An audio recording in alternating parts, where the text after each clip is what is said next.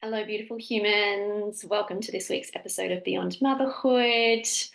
I am here sharing with you today 10 years, or what 10 years of motherhood has taught me. My eldest son turned 10 last week as I'm recording this episode, and I'm still in disbelief that he is 10 years old and that I've been a mother for a decade, which it's mind blowing, really. And it's really got me to reflect and just sit with what has this 10 years, this roller coaster ride of motherhood taught me so far, and what are some of the things that I've taken and continue to journey on this roller coaster of motherhood. And I wanted to share them with you today because it's something that I'm sure you will connect with some of these, if not all of them. And there's probably more than what I've just been going to share today, but these have been some of the big key learnings, key takeaways, key reflections of my motherhood journey so far. And yeah, let's see what resonates with you. So the first one is, and this is probably the most vulnerable one, to be honest, and it's all around the fact that motherhood has brought up and made me realize that I have a lot of unprocessed anger and rage. And you may have experienced this yourself, but I, for one, never thought that motherhood would bring such big feelings like this to the surface. And unfortunately, my kids have had to be on the receiving end of that at times. And with that, I've actually been able to start to unravel and start to discover and really just understand the source of where some of this anger and rage has come from. And a big one is that I was never, and many of us were never allowed to express these big feelings, or they were sort of shoved down. And, if we yelled and we screamed as kids, we were told to be quiet. So we didn't know, we didn't learn how to manage and what to do and navigate these big, intense feelings like anger and like rage. And especially as women, we are so conditioned to, put on a smile and to just get through it. And I think as a society as well, but especially as women, we suppress these feelings often. And as children, we're taught, or we're not taught, so to speak, we are conditioned again and not allowed to in many ways to express these feelings. So they have over many, many years been shoved down, been suppressed. And fast forward to now with our children, when they trigger us, these feelings will start to come out, these big, intense emotions. And unfortunately, again, our kids will often be the ones that will bear the brunt of that. So I've started to learn ways to express and transmute anger and rage in a way that isn't harmful, in a way that allows me to do it in a safe and healthy way, but I'm still able to move through that and feel and experience that emotion. But it continues to be such a steep learning curve. And I no way, shape, or form get it right all the time, but that has been a huge one for me. Another one is that, and our kids are so great at reminding us of this, is that the present moment is all we have, right? As adults, we have a lot of responsibilities, and as mothers, add on the mental load of motherhood, all the unpaid labor that we have. It can be so easy to focus our energy on the future, on the to-do list, on the things we need to get done, or even sometimes ruminate on the past.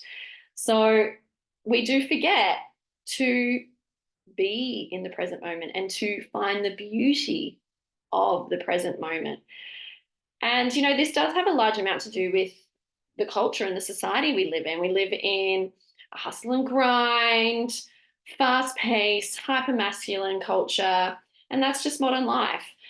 The trade off is, however, that we forget how to be, how to live in the present moment, how to slow down. And our children do remind us of that because they do so live in the present moment. But our brains as adults tend to always be focusing on those things that we need to do and also, as many of us, like myself, high achiever, we feel like in order to be successful and to have achieved something is to be productive and all of those things. And that's often where our self-worth is tied to. So it's, for me, it's really about shifting that belief and actually just feeling grounded within my body to immerse myself in the present moment and be more mindful, adopt some of these mindful practices that make up the present moment. And when we allow that, you really do start to see the beauty of the here and now. Something else that I was reflecting on as well, and not just as a mother, but I think just as a woman and a human being, is that I am enough just as I am. And speaking in regards to mothers, we often will catch ourselves saying things like, oh, I wish I had have done that, or had not have done that, or I should have done that. And then we proceed to beating ourselves up and feeling guilty and going into a shame spiral. Or again, as mothers, we say, well, I just need to do X, Y, Z and then I'll let myself sit down on the couch, then I'll let myself rest. But we don't feel we're deserving of rest until we complete that never-ending to-do list. So you're not alone if you resonate with this. I often catch myself thinking these things too. But what I know also to be true is my worth, my enoughness as a woman does not come from how good or put together I am as a mother, or how much money I make as a business owner for that matter. It really comes more from the simple fact I'm a human being living on this earth. That makes me worthy of rest, worthy of whatever it is, and that I am enough just as I am. And we often give compassion and grace to our kids and to our friends or to our spouse and to everyone else except ourselves, because we are our own worst critic. So it's so important, and something I've learned is just to be so gentle on myself and to be kind to myself and really give myself some self-compassion every once in a while.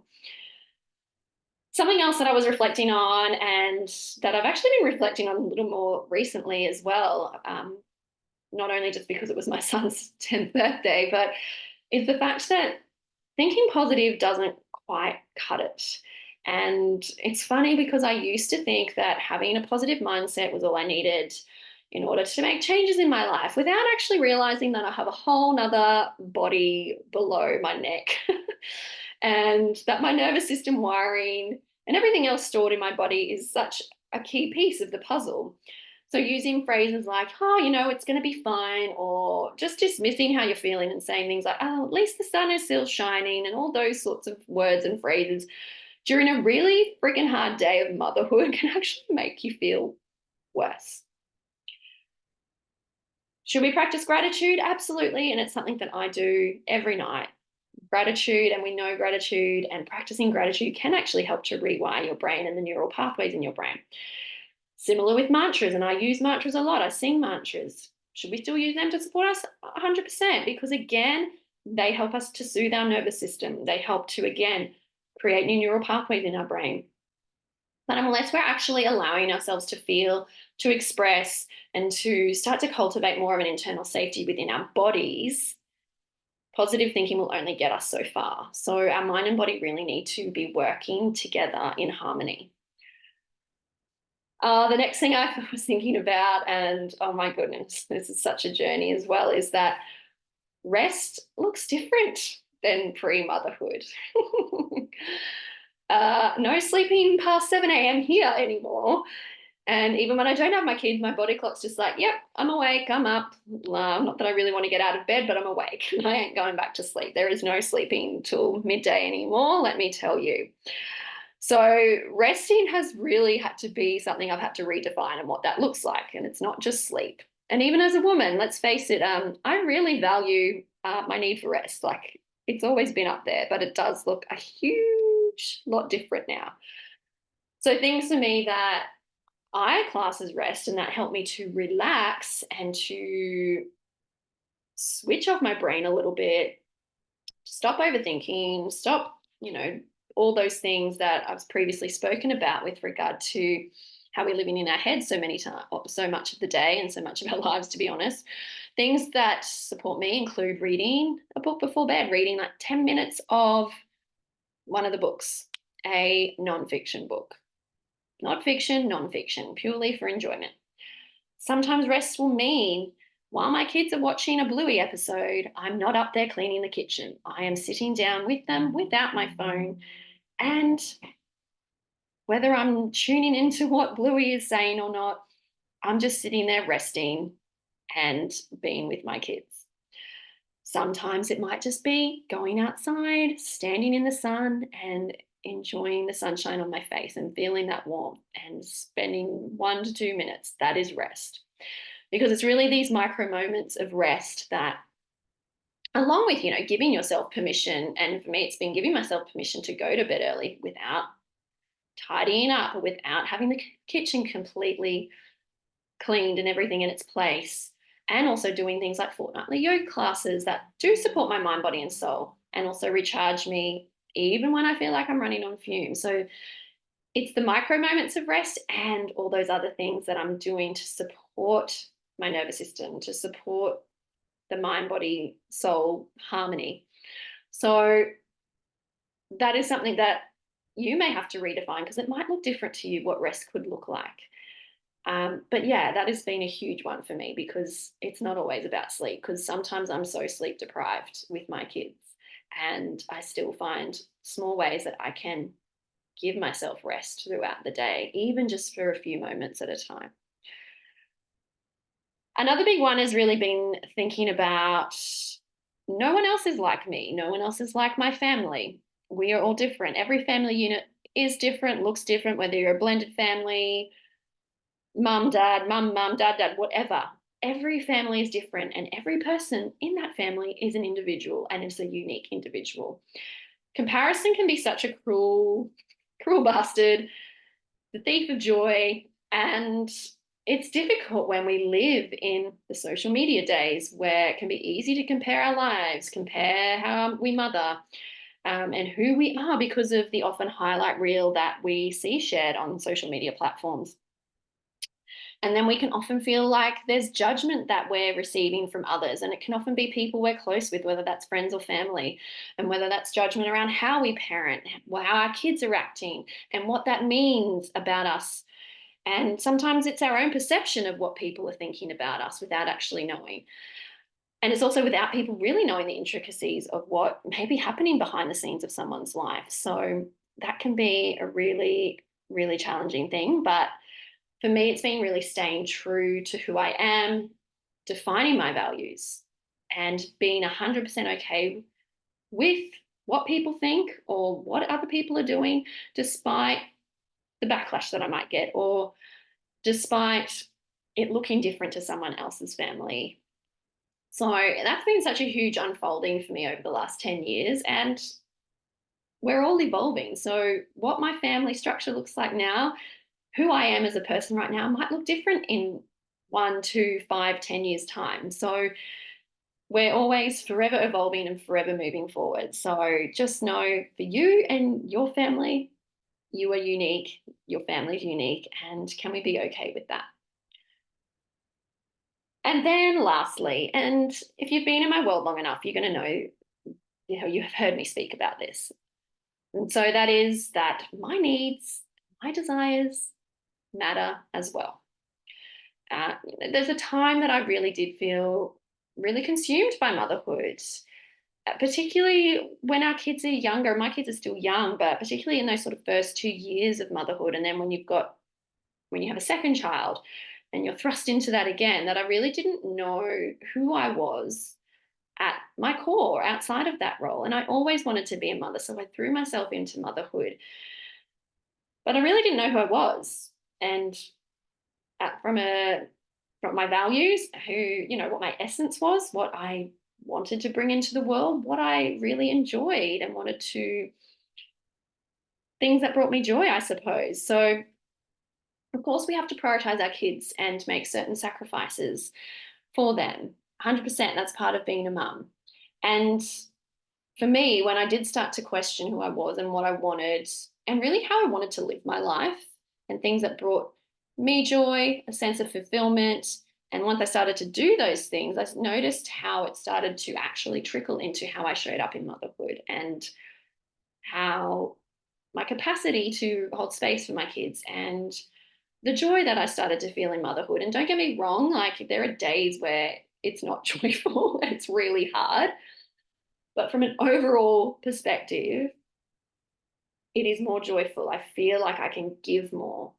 So it's also about, for me, was thinking it's not a competition between me versus them, but it does get to be, and it gets to be me and them.